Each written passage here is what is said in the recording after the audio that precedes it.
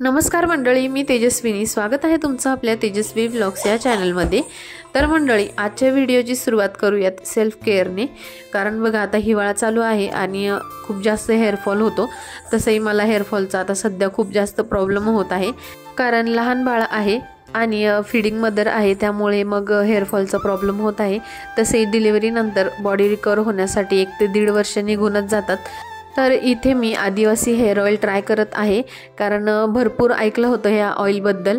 तर बघूया याचा रिझल्ट कसा येतो. आणि मी हे ऑनलाईन नाही घेतलेलं, कारण ऑनलाईन खूप जास्त डुप्लिकेट आलेले आहेत आणि ओरिजिनल कोणतं हे याच्याबद्दल खूप जास्त संभ्रम आहे.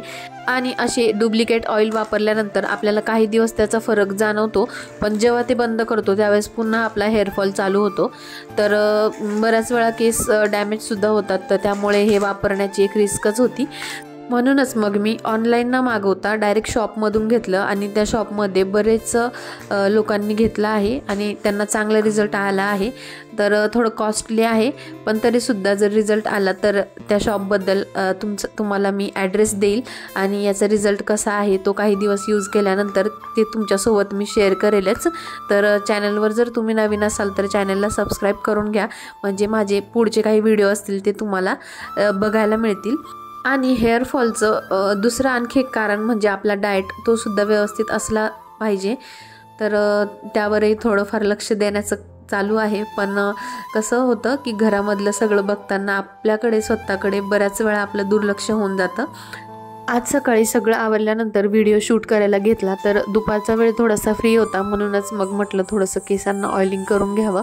कारण आता थंडी खूप जास्त आहे आणि रोजच्या रोज केस आपण धुवू शकत नाही. आणि हे तेल 15 दिवस कंटिन्यू लावायला सांगितलं, पण जेव्हा वेळ मिळेल तेव्हाच मी लावते. आणि उद्या संडे आहे तर हेअर वॉश करणं होईलच, म्हणून मग आता मी लावून घेतलं, कारण आता कुठे बाहेर जाणं होणार नाही.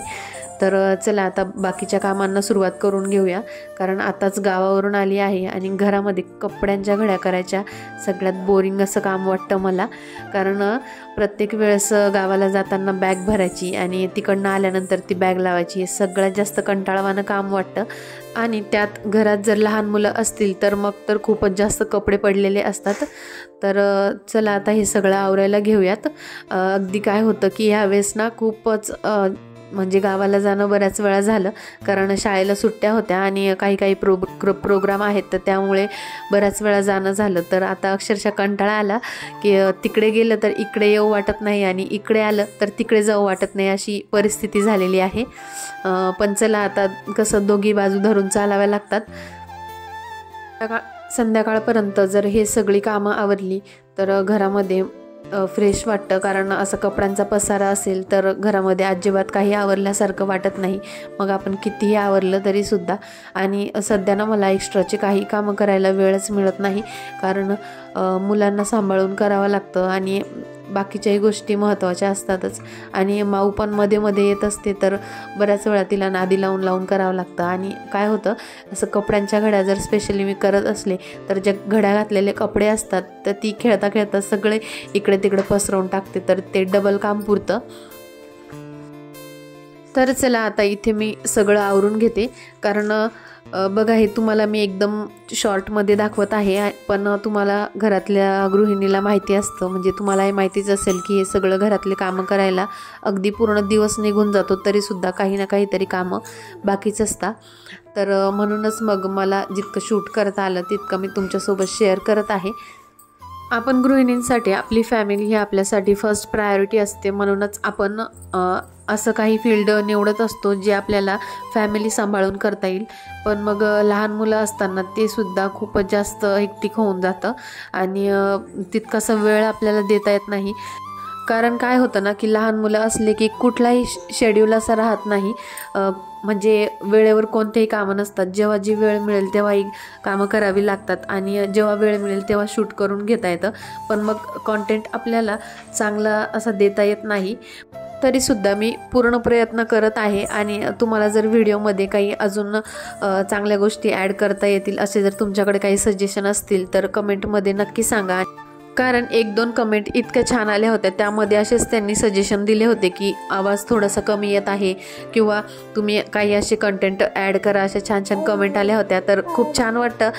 जेव्हा तुम्ही असे काही सजेशन देतात तर नक्की मी ते सुद्धा व्यवस्थित करण्याचा प्रयत्न करेल।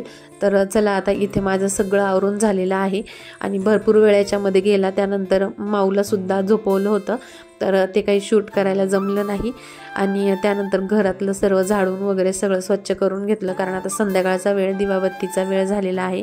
आज नेमकी माऊ संध्याकाळच्या टायमामध्ये झोपली तर चला तेवढा थोडासा वेळ मिळाला। तर संध्याकाळी ना बऱ्याचदा मिस्टरांची नाईट असते तर बाहेरही जाणं होत नाही। तर आता वरती मी कपडे आणण्यासाठी आली आहे। टेरेसवर थोडा वेळ चक्कर मारल्यानंतर ना खरंच खूप फ्रेश वाटतं, कारण दिवसभर घरातही कंटाळा येऊन जातो। आणि आज मिस्टर गेले आहेत बाहेर, कारण त्यांचं काम होतं आणि ते बाहेरूनच जेवून येणार आहे। पण मग म्हणून थोडंसं निवांत आहे।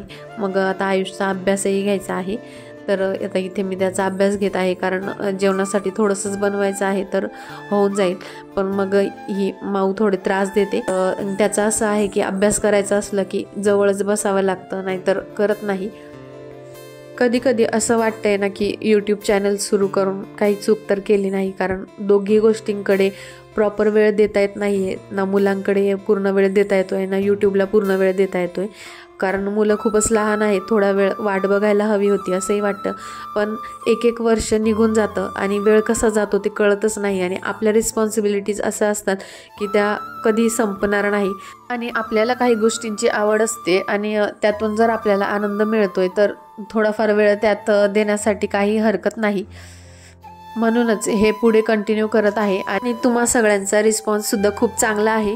तर म्हणूनच मग काम करण्याचा सुद्धा एक वेगळा उत्साह येतो, कारण बघा वेळ खूप फास्ट निघून जातो आणि वेळ पुढे गेल्यानंतर मग आपल्याला असं वाटतं की अरे हे खूप आधी करायला हवं होतं।